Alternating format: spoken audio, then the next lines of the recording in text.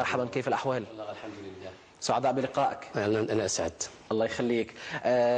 حميد قويدري، الإنشاد هو بمثابة متنفس بالنسبة لكم، هو بمثابة الوسيلة التي تنقلون من خلالها العديد من القيم والعديد كذلك من الأخلاق السامية والرفيعة، أليس كذلك؟ نعم بالطبع. أولا أشكركم على إتاحة هذه الفرصة للمشاركة في صباح الخير يا جزائر. وأنا أحاول دائما أقدم البديل بالإنشاد على الغناء. نعم. أسمو به إلى أعلى قيم وأعلى مكانه. هذا الإنشاد ومشوار الإنشاد متى بدأ لدى قويدري؟ بدأ في الصبا. في أي سنة بالذات؟ في حوالي 97. نعم. بدأت المشاركة في المدرسة. شاركت في المدرسة في الابتدائي. نعم. وبعدها انقرضت في الكشافة الإسلامية لمدينة عين الحجل كقائد فرقة. نعم. وبعدها بدأ المشوار. تظن أن الكشافة ساعدتك الكثير في إخراج هذه المخزونات؟ نعم. والطاقة التي كانت كامنة بذاتك؟ نعم، أعطتني الكثير الكشافة. جعلت مني متخلقا وخلوقا وإنسانا محترما بين الناس، خاصة وأنه في الكشافة الإسلامية الجزائرية يعني معروفة باكتشافها للمواهب الشابة من خلال تلك القاعدات وتلك اللقاءات التي تكون بين المنخرطين فيها. طيب، كيف ستكون الأجواء ما بين هذه العناصر من الكشافة الإسلامية حينما يظهر كل واحد منهم المواهب الكامنة في ذاته؟ تكون كأسرة واحدة، وتقديم كل ما هو جميل في الملتقيات، في المناسبات الدينية الوطنية الإنسانية. والأجمل أن يحن الإنسان إلى مثل هذه الأوقات التي قضاها من عمره. هل تحن إلى أوقات الكشافة الإسلامية؟ إلى المدرسة في الابتدائي أين بدأت مشوار الإنشاد؟ نعم. كثيرا. نعم. حاني يأخذني دائما. ويعوضني إلا لما أقدم الأناشيد أمام الجمهور وأمام الحفلات. حميد قويدري المنشد، تتذكر هذه الأناشيد التي كنت تقدمها للآخرين للحضور، ممكن حتى للطلبة الذين كانوا معك، تتذكرها؟ نعم أتذكرها. مثلا في الابتدائي كانت أناشيد المدرسية يا شهيد الوطن يا، وكثير منها. وبعدها كانت في الكشافة الإسلامية كانت الأناشيد الدينية باحتراف أكثر. تتذكر يا شهيد الوطن؟ لا. لا. كلمات فقط، لكن نعم. ما رأيك أن تسمعنا مقطع فقط في هذه الصبيحة حميد؟ سأقدم لكم موال. نعم، تفضل.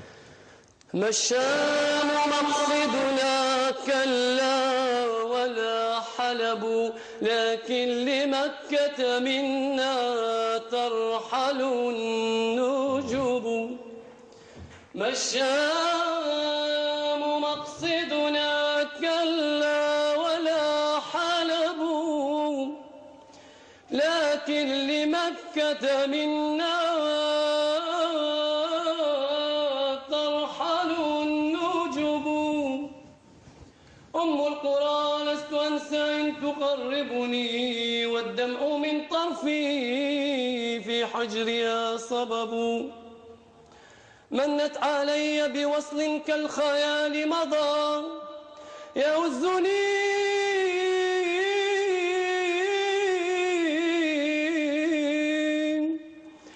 كلما استحضرتهم طربوا. ما العمر إلا ويقات صفر سواها، وهم الخالص الذهب.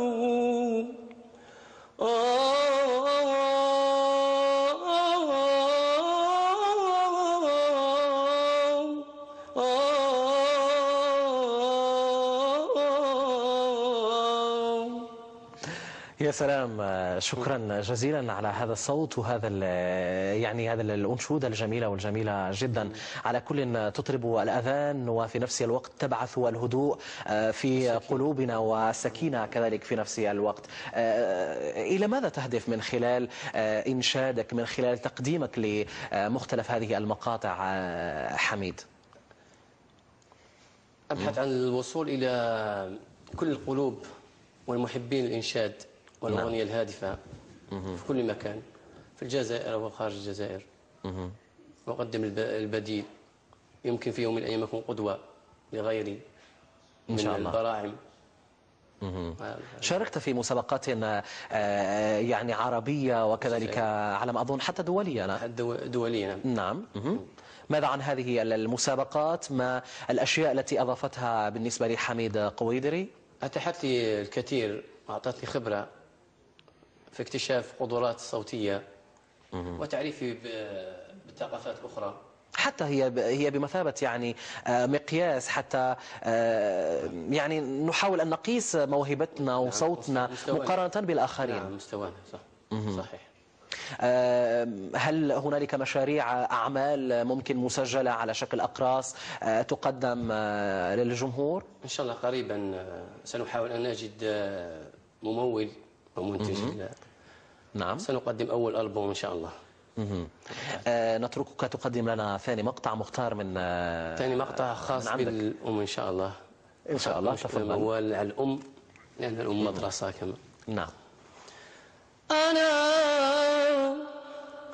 أنا مسافر يا أمي ودعيني، وانقليني وبحنانك أنا زوديني، لو كانوا بعطف الأم تتردي علي، وإذا بهجري جرحتك أنا سامحيني. أنا عرفان دمعاتك سخين، أنا عرفان دمعاتك سخي، لا تبكي يا حنوني، لا تبكي يا حنوني، بتجرحيني يا أمي عود وصيكي وصي للأصحاب وديني تحيي، وعلى الجيران على الجيران تبقي طمنيني.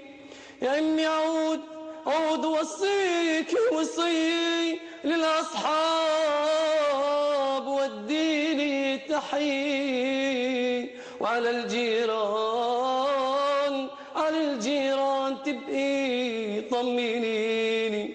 يا أمي عهد المصطبة لا تنطريني، من قبل النوم صلي المسبحة وفيها اذكريني، وإنك ما مصدق يميني، بكرة طلع حيي وياخدك شادك وتشاديني، وكرامة عينك وراية وطننا أنا راجع يا أمي انطريني.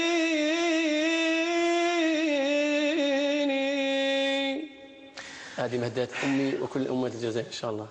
أكيد هي على كل كلمات جميلة وجميلة جدا في نفس الوقت معبرة، تقدم عن مأساة. نعم، نهديها لكل أمهات الجزائر والجزائر كل الأمهات العربيات، ونذكر على وجه الخصوص أمهات فلسطين أكيد التي هي حاضرة يعني في قلوبنا وحاضرة في وجداننا. شكرا جزيلا لك حميد قويدري على حضورك معنا في برنامج صباح الخير، وننتظر منكم دائما الجديد. شكرا جزيلا. جمهور عطف الأم تتردي علي، وإذا بهجري جرحتك أنا سامحيني. أنا عرفان دمعاتك سخين، أنا عرفان دمعاتك سخي، لا تبكي يا حنوني، لا تبكي يا حنوني، بتجرحيني